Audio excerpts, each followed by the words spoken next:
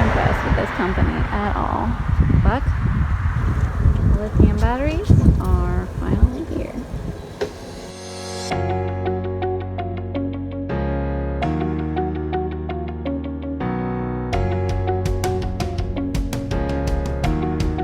So which one of you wants to tell me what we're doing?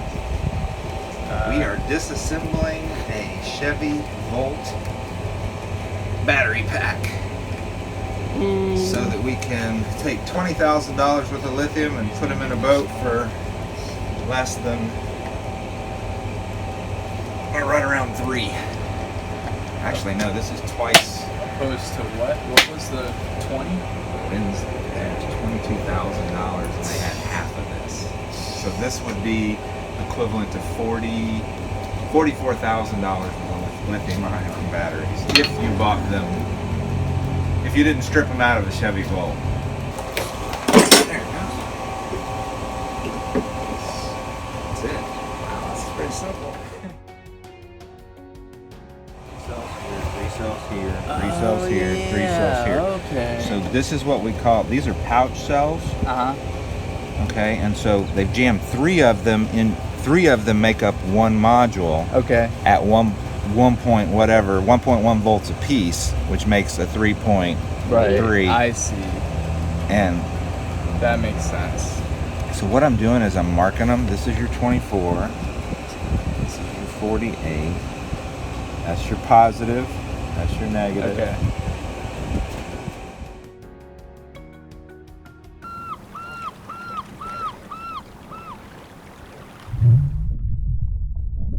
One of our best how-to videos has been the lithium ion. A lot of people have enjoyed it.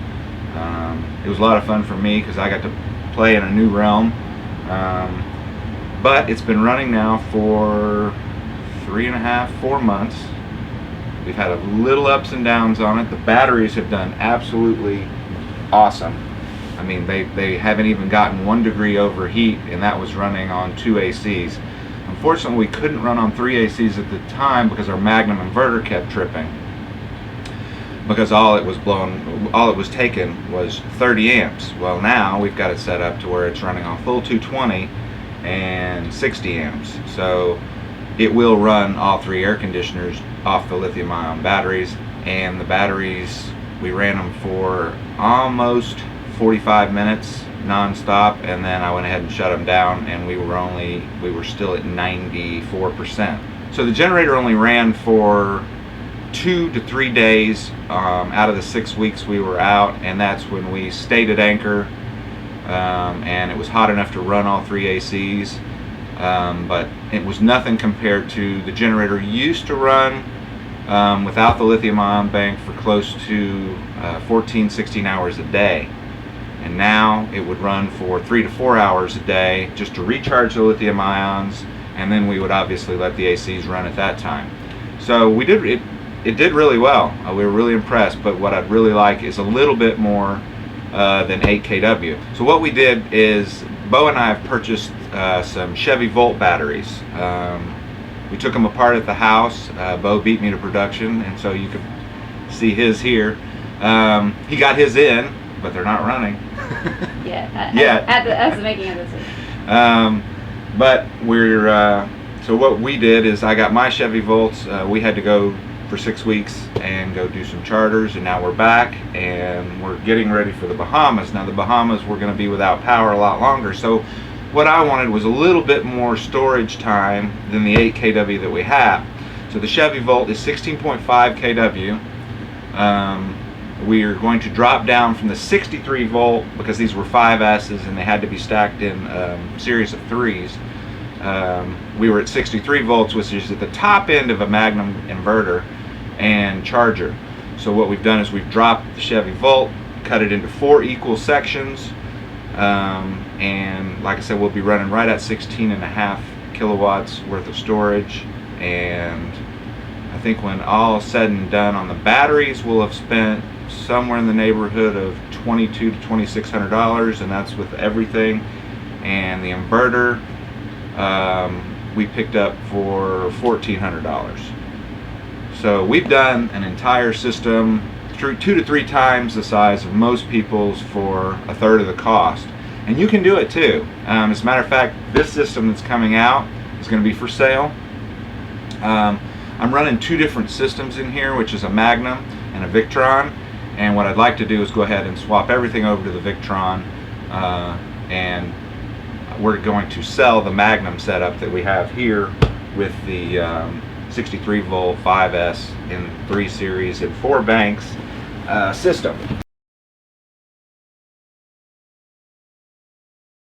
And that's what we have down here. Now we're going to remove all that, and the Chevy Volt batteries are going to be able to go up front, and they are liquid cooled. These, you see the hose bibs for them here, but that is for an air cooling system that the Chevy Volt has. We didn't utilize that. Like I said, these guys never even got warm. My biggest problem right now is pulling these batteries, because the inverter won't run unless it has some battery, so I'm going to have to leave one bank on the end running while we put the Volts up front. Now the Volts have a liquid cooling system, and we've built a radiator fan that's going to go up front, and it will automatically come on when the batteries hit 92 degrees. That's their optimum, or that's actually on the high side. Their optimum running is 72 to 84 degrees. So the reason we wanted to switch over to the Chevy Volts and do away with this system is because we would like to take the 48 volts and step it down to 12, and those batteries will also run the house bank. So now we're not going to be running 2 separate banks. Before we were, it was kind of nice to have the redundancy. If the 12 volt system went down, I could just hit the AC battery charger and it would charge them up. But we're going to move over to a solar farm shortly, and we'll have that video coming up. And so stay with us, take a look at what we're doing. We got to get them big 4Ds out of the front, and they weigh a little over 100 pounds a piece, and they've got to come through a hole about so big. So I think we're going to use the halyards to lift them out to try to make life a little easier. So follow along with us as we take it all apart and put it all back together again. So as with any boat project, well, you gotta clean and move and shift stuff to be able to get at what you're working at. This is our front port hatch, and most of what we keep in here are toys and layout stuff. The generator's also in here, and then the battery compartment is right here on my left. So after getting my garbage out of the compartment and finding things that, well, quite frankly, had been lost for a while, Holly brought me over the spinnaker halyard, and I hooked it up to the first battery to start hauling them out. Now, Holly's up on deck running the winch while I try to guide it out without beating the mess out of the boat.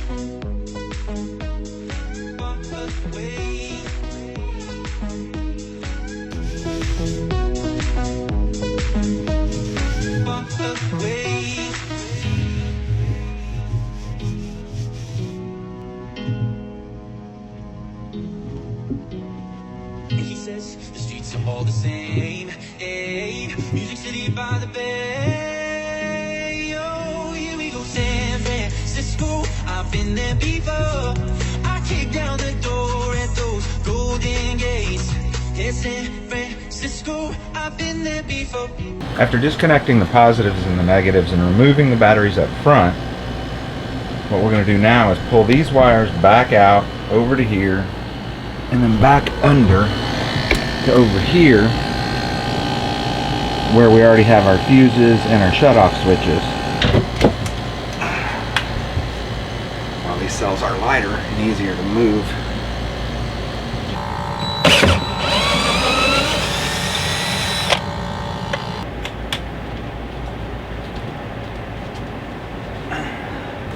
Where do I put? Can I put it on top? Yeah, if you turn them sideways.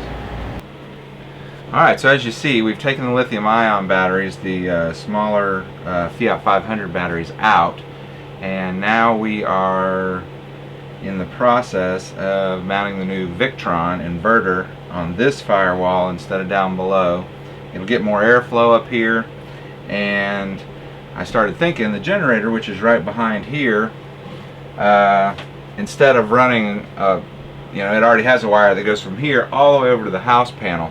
Instead of running a wire back and forth twice, what I did is I cut into the generator wire here, and you can see over here, and basically this is what will feed the house on the other end, and then this will go into the generator on this end. All I have to do is run two wires, a hot and a neutral, because the ground's already included in the generator line, from the house panel to here. Before we had 2, 4, 6 wires running to the Magnum, and it was quite a mess, and it was just that much more room for overheating and air. And with this is the smarter way to go about it. And now our batteries that were in here have moved up front, where into the original battery bank that Robertson and Kane had made for the boat. But in a nutshell, basically we have the same amount of storage as 4 6D batteries now, which is right at 600 amp, or no, it'd be 1200 amp hours, 1300 amp hours. It'd be right at 1300 amp hours at 12 volts, but at 48 volts, which it puts us right at 333 amp hours. This is the current state of our boat. We've seen worse. Now we start the arduous task of pulling wire. This is about our midpoint. We've got to go all the way from here, all the way back up front to where the inverter is. You've heard of a bird's eye view? This is more like a rat's eye view.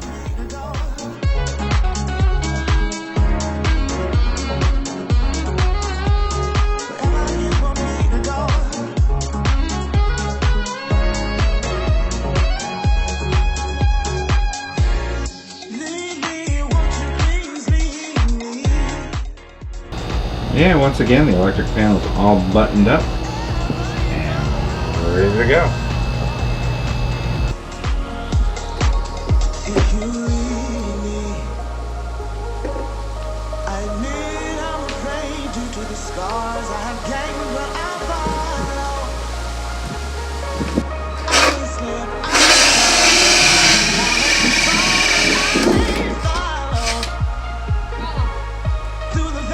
Christmas again. Work. If by Christmas you mean more work, sure, let's go with that. So we save this box. Ship the Magnum off in it.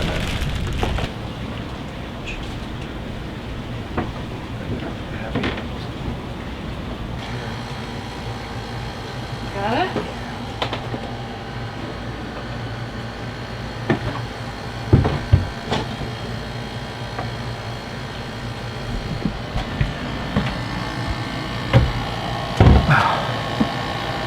Ta-da!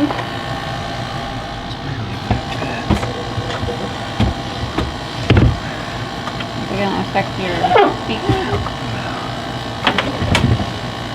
Like a glove. OJ's glove. So using a mini pneumatic reciprocating saw, a cordless Dremel, and a vibra saw, I was able to cut the hole out without having to remove the panel. Removing the panel would have just not been an option due to all the wiring that would have had to been undone. Turns out it worked pretty good. Pre-wiring everything before I get it underneath so that it not jammed up in little holes trying to work. Basically, this is the main lug coming in from the battery, 48 volts, goes through the 2 step-down converters, comes out as 12 volts and heads over and feeds the house back. So finagling the backboard back into it wasn't as easy as getting it out, but this is my 12 volt that heads over to the house battery that runs off the 2 buck converters that drop the 48 to 12 volts. Then we have our incoming lugs on the right hand side, and then going over to the inverter we have our AC in and out. That goes back to the main panel. Then we have our batteries in and out, 48 volts, and on the far right we have our generator out.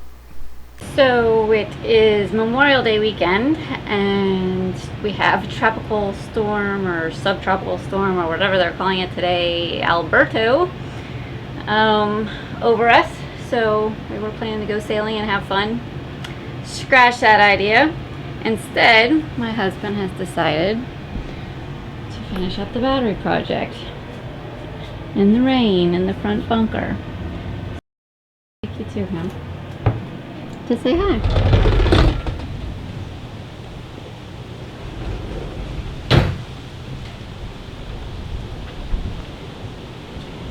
He has set up this little device to shade him from the rain. That and a strategically placed Sailorman towel. What you doing, babe? Yeah, different day. How's it going? Going. It's about T-minus 30 minutes, A before I leave and B before the rain starts. Alright, well, phase 2 of the lithium ion is we got rid of the smaller batteries that were up front, and we're putting in these Volt batteries that we purchased and dismantled and reconfigured into basically what we have here is 2 48 volt sections that at 48 volts have about 55-60 amp hours a piece on them. Like I said, we'll get into the whole voltage versus amp hours thing later, but basically the higher the voltage, the more efficient the inverter is at transferring energy. What I've done is I have a battery management system made out in China to some certain specs that I wanted. I wanted it ASA waterproof, and it is. ASI waterproof, and it is. And I wanted to be able to utilize the factory connections to the battery sensing units for each pack. So if you imagine, I've got one battery, see the positive and the negative. If you imagine, each one of these individual lines you see here is a cell. And with some of the battery management systems, they're only monitoring the battery itself, but in order to manage each individual pack that's in a module that goes into a bank, I wanted to be able to, there's 12 different, well, actually, there's 3 packs in each individual cell, which is a little cell. And what this is doing is monitoring those three of those 3 packs at once. I can't break it down any further than that. Chevy didn't choose to break it down any further than that, and so that's the way we're doing it. But basically, this has a thermal override in it, and it does what we call top balancing and bottom balancing. So what top balancing is when the battery gets to the peak, it makes sure that each individual cell is the same voltage. This extends the life of the battery because now all the cells are doing equal work, not just the outside cells doing all the work like they normally do in a normal battery. And I'm also running a redundant fuse system here so that each pack is capable of delivering over 100 amps.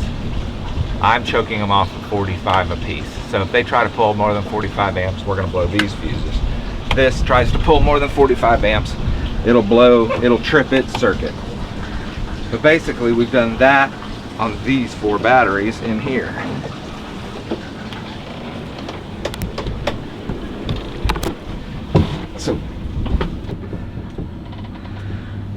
So what you're seeing here is 3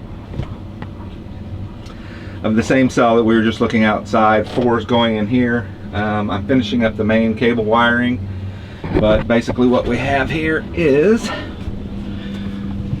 we have a disconnect, and like I said, we have the fuses and the battery management system. This battery management system started about 6 hours before that one did, and this one is cold, which means that the battery is totally topped off and charged. These are warm, so that means they're running and they're balancing cells.